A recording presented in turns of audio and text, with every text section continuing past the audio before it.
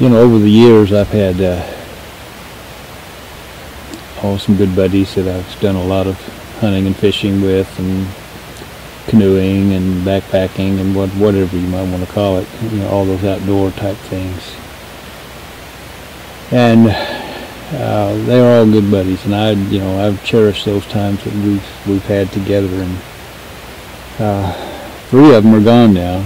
Yeah, 3 of them are gone. One, old Ralph, he was really an icon, but he passed away about it's just been a good number of years ago now. And his good friend Newman passed away a good number of years ago, even before he did. And then my brother passed away several years ago now, I guess.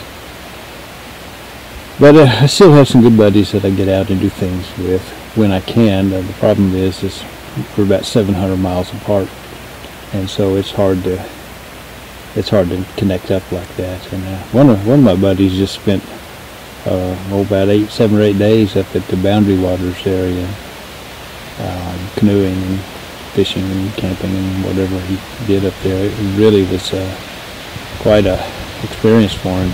I'd love to get up there someday, but not sure I'm going to be able to ever make it up there. But you know, most of the time though, I go solo, and I don't know why. I can't really explain why I enjoy doing it so much. It's it's one of those things where you just, there's a lot of pluses for it. You know, you can work on your own time schedule. You can stop when you want and go when you want, and just do whatever you want to do. You don't have to, cater to or be a part of what someone else's needs or desires are. And that's okay. I mean, there's nothing wrong with that, I guess. But when you go solo, you just have a lot more freedom to just do things.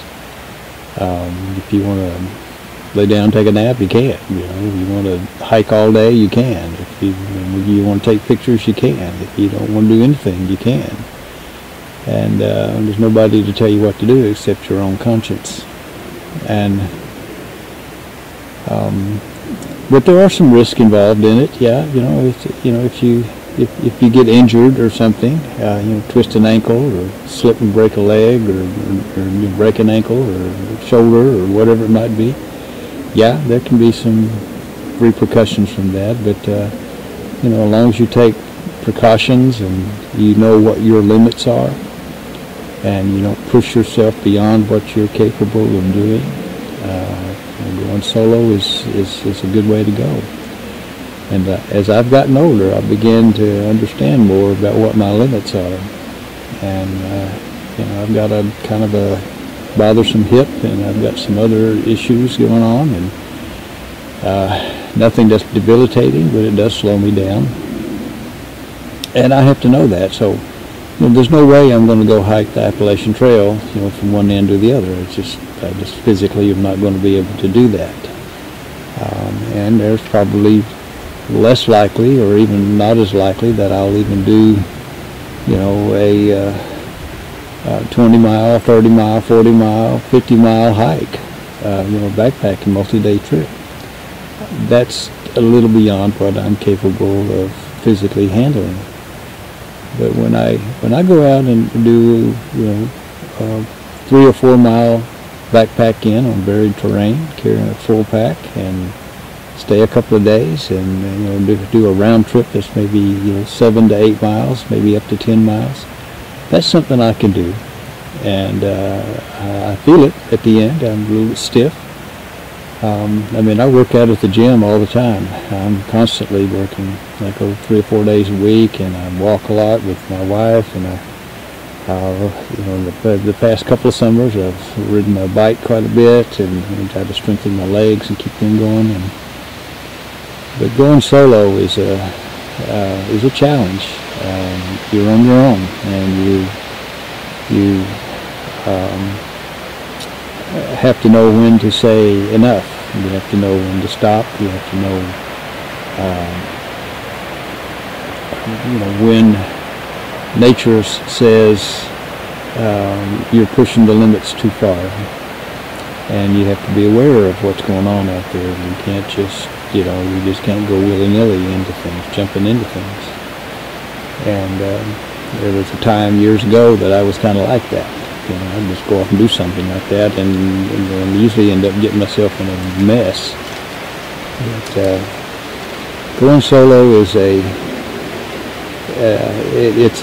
are rewards beyond that far exceed the challenges. There are rewards that are far greater than the risks that are involved and the issues of those kinds of things.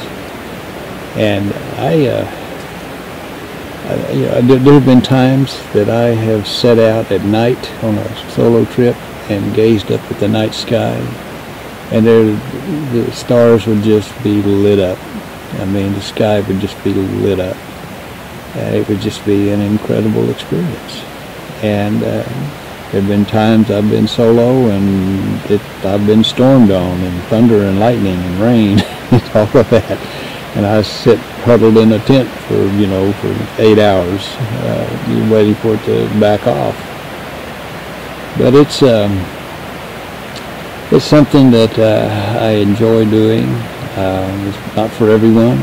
Not everyone likes that.